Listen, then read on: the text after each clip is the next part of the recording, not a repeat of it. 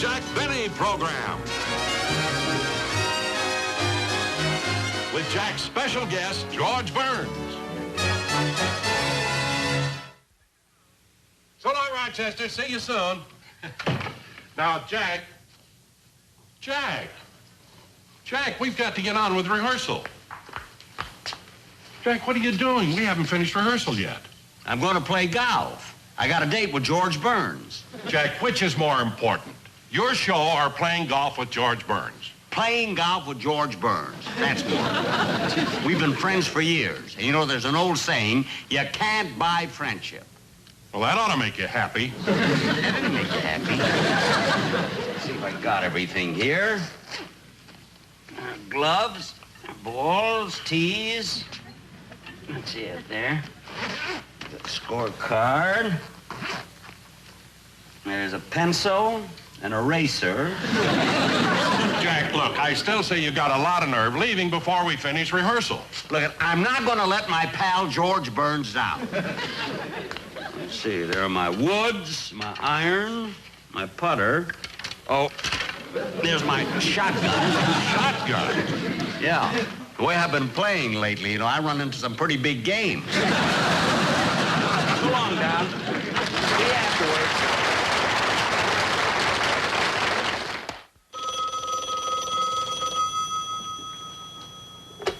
Hello, Jack Benny's office. But I'm sorry he isn't in just now. May I take a message? Oh, magazines. Well, no, he already subscribes to that one. He subscribes to that one, too. He also subscribes to that one. No, that one he sells. In fact, last month, he won a bicycle.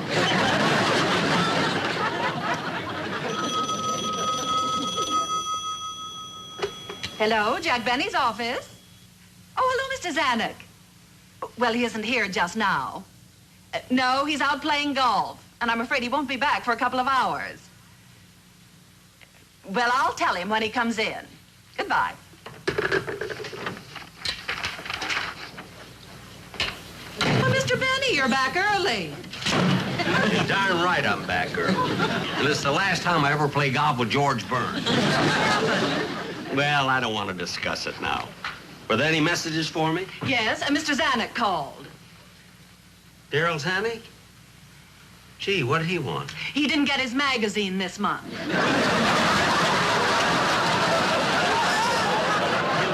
He'll get it. I don't know why he's so impatient. Gee, the calendar girl this month is nothing. You certainly are in a bad mood. Well, it's that golf game of mine. But, Mr. Benny, golf is a sport. You're supposed to go out on the course for fun, relaxation. Not when you're playing for money. I can't get over that George Burns. He makes me so mad.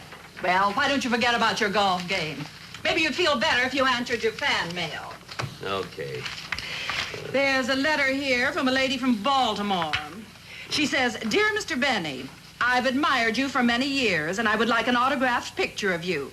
Please sign it Blue Eyes." All right, Blue Eyes. Love Blue Eyes. All right. Now, Mr. Benny, if you'll just sign these contracts. What about my fan mail? This was it. Well, that certainly made me feel good.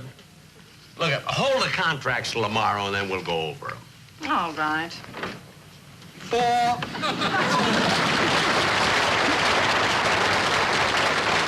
George. Jay, you're still mad? I wasn't mad. And what are you doing here? You forgot your golf club.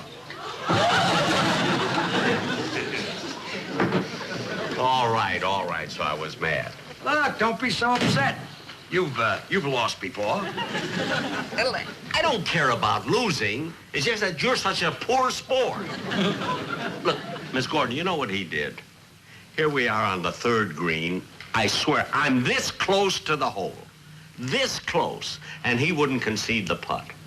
Anybody would have conceded that putt. All right, so I didn't concede the putt. So what? So it cost me 4 more strokes. I'll tell you something right to your face, George. You spoiled my whole day. Look, Jack, you're no pleasure to play with either. I was plenty embarrassed when you got into that big argument with the man on the other fairway about whose ball it was. It was my ball. He said it was his ball. I said it was mine, and you had no reason to agree with him. I had to. Father Donovan is an honest man.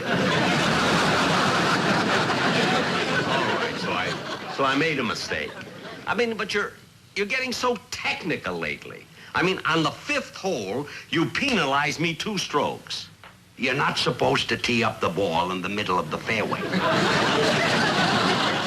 I didn't tee up the ball. Jack, that rubber mushroom that you carry around doesn't fool anybody.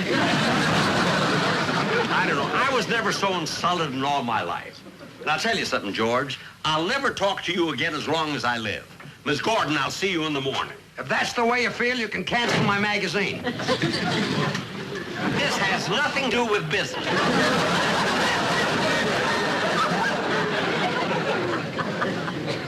I knew that would bring him back. Oh, gosh, I've never seen him so mad. Yeah, he'll get over it. Oh, I guess you're right. You and Mr. Benny have been friends for so many years. We've been friends for over 40 years. Oh, I forgot he tells everybody he's 39. I met him when he was 39. Tell me, Mr. Burns, I've always been curious. How did you first meet Mr. Benny? Well, that's many years ago. I was in Chicago, and my partner, Billy Lorraine, quit the act, and things were kind of rough. And I remember I just had enough money to stop in this little boarding house that catered to theatrical people.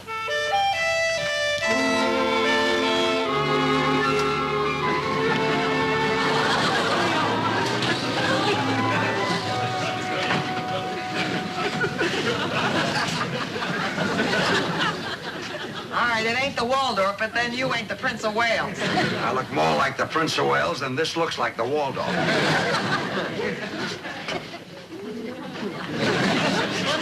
Good for the rug.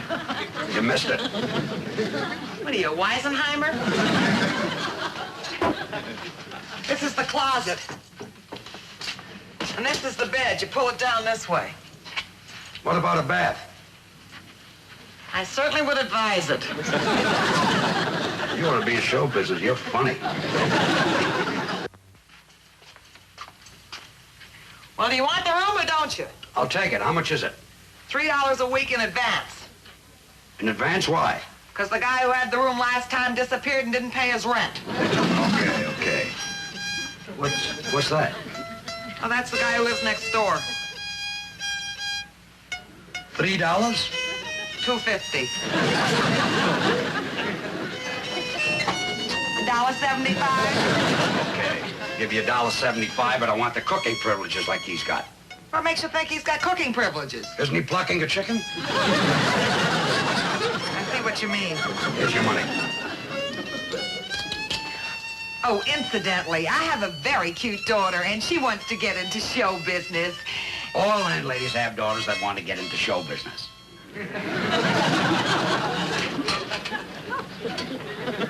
I was going to change it, but it dried. She really is very... She's very attractive. No, this is murder.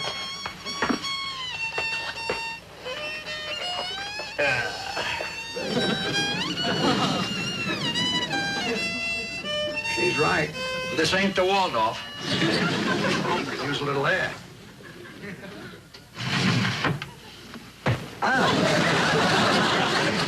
Sure built close in this city. On a clear day, you can see the cement between the bricks. Quiet. Quiet.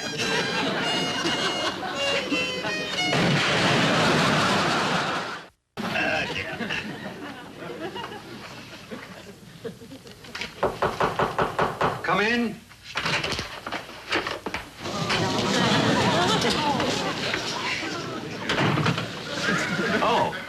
Are these your shoes? Yeah, thanks a lot, fella, for bringing them back. I really didn't mean to.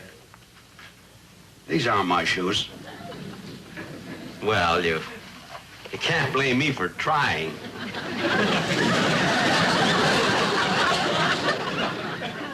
Say, what happened to that other fella that used to live here that had this room before, Mr. Thornberry? That's what the landlady would like to know. She said he disappeared without paying his rent.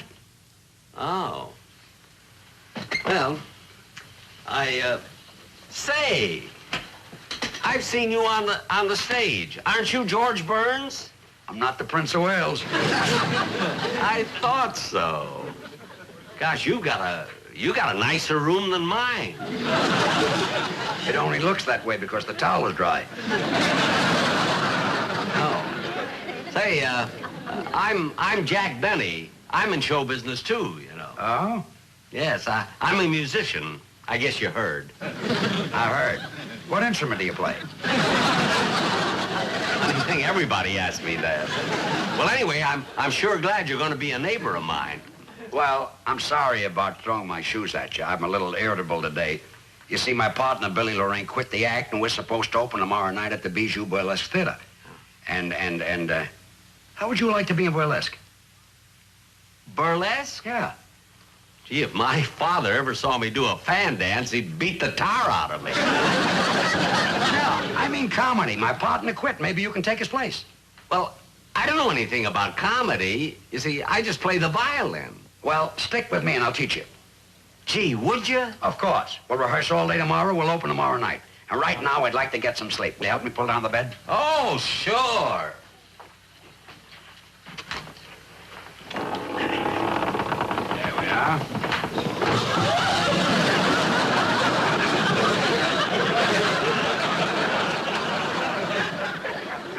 Mr. Thornberry. Another half hour and I would have suffocated. The landlady thought you were gone. Yeah, I will be in a minute. Listen, take my advice. You two sleep together. The spring in this bed is murder.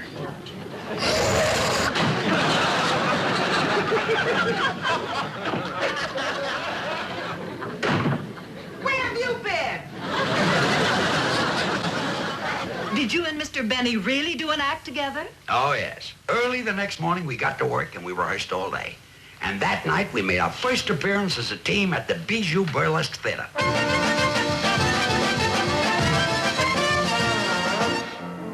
Make me lose those Yankee Doodle.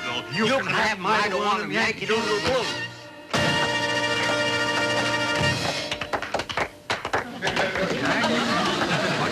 What do you hear from home? Well, I got a letter from my niece, Jean. Oh, how is she? Oh, she's fine. You know, she told me now that it's spring again. See, they're putting a little circus in the backyard like we used to do when we were kids. Oh? You see? And my uncle Otis, he was always the strong man, see? So he used to come out in a leopard skin and put some nails in his mouth and twist them around his teeth until they'd bend. That's quite a trick. Yeah, but he looked pretty ridiculous walking around with a lot of bent teeth. Well, they'd come in handy if he happened to get a crooked ear of corn. Yeah. And you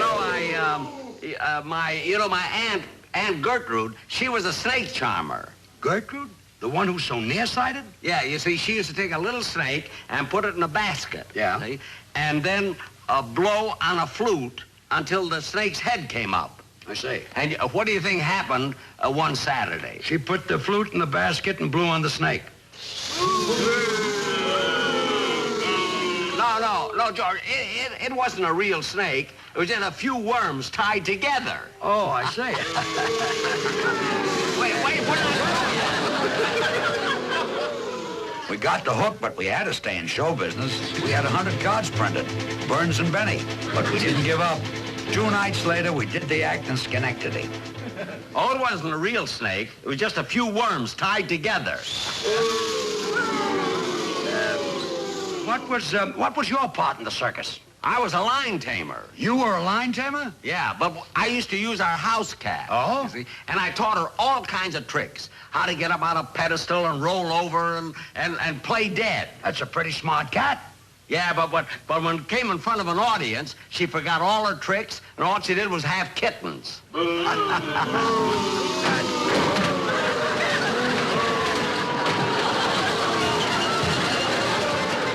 After that, we had to lay off for a few days. Jack got a rash. Who knew he was allergic to tomatoes? But I still had faith in the act. I figured they'd love us in Altoona. And he twists them between his teeth until they bend. That's quite a trick. I know, but he looked pretty ridiculous walking around with a mouth full of bent teeth.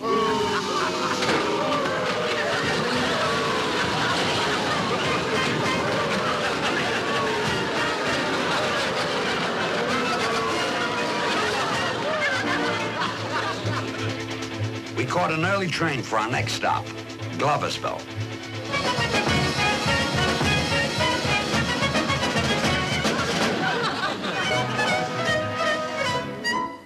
That was quite a trick. Yeah, but he looked pretty ridiculous walking around with a mouth full of... What is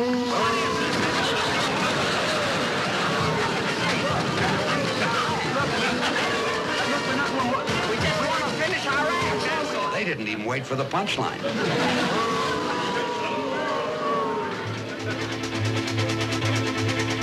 We thought we figured out what was wrong with the act. We were much too sophisticated. But we changed that when we opened in Ronkonkoma. You say your Uncle Otis was a strong man?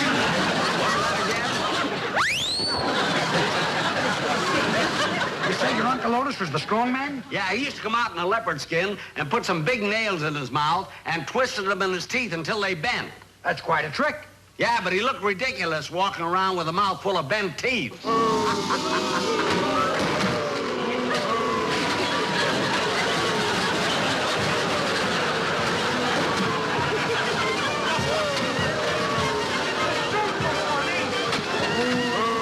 3 months later, downhearted, we arrived back in Chicago.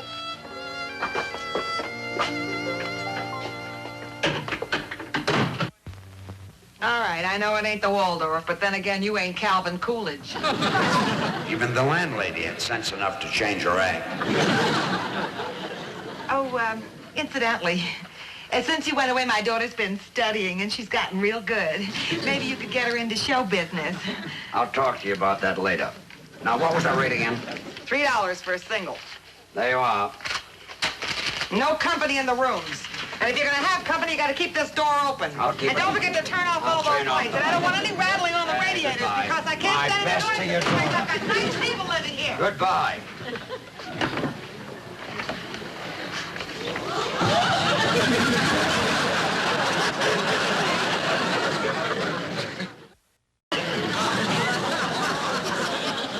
This is the silliest thing I've ever heard of. Stop complaining. We take turns, don't we?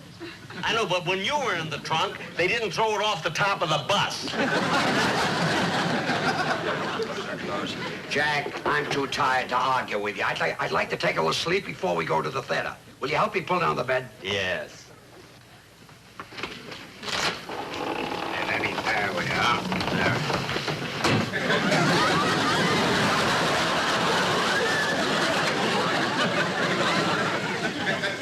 Thank heaven somebody came.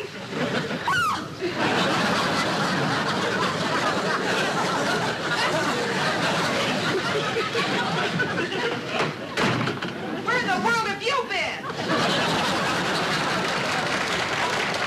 Jack, while I'm taking a nap, you better rehearse the act. This is very important tonight. We're getting $35. 20 for me and 15 for you. Now, wait a minute, George. There's something I want to talk to you about. I'm just as good in the act as you are now, and we're going to split it right down the middle. Well, that's gratitude for you. I take you from nowhere. Put you into a great act, now you want to split the money. Well, that's the only way I'll go on. I got news for you. I don't need you. Oh, yes, you do. Oh, no, I don't. I can do this act with anybody. I can even do it with the landlady's daughter and get as many laughs. Oh, yeah, that I'd like to see. All right, you will. Mrs. Landlady. Landlady's daughter. He'll be begging me to come back. When he does, I'm going to get more than half, believe me.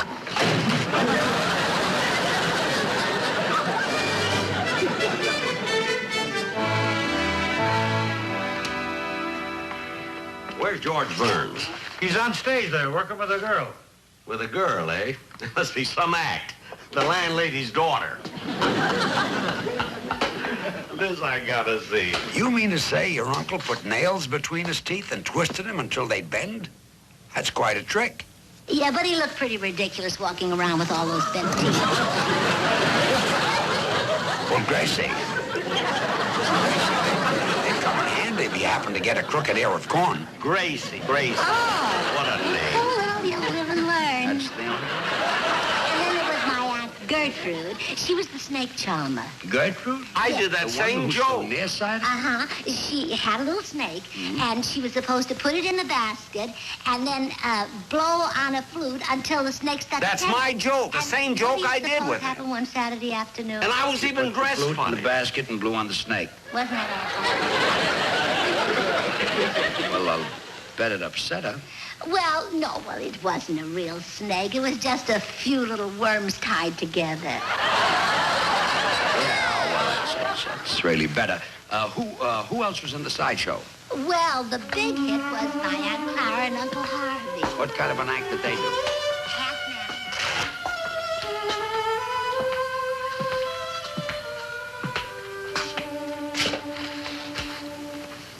If you know of anybody who wants to take violin lessons, here's my card. Jack will be back with his special guest, George Burns, in just a moment. But first...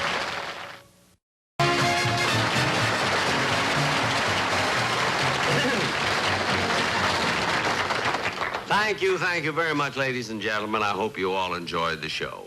Now, whether you believe this story or not, I'm sure that most of you know that George Burns and I have been friends for many, many years.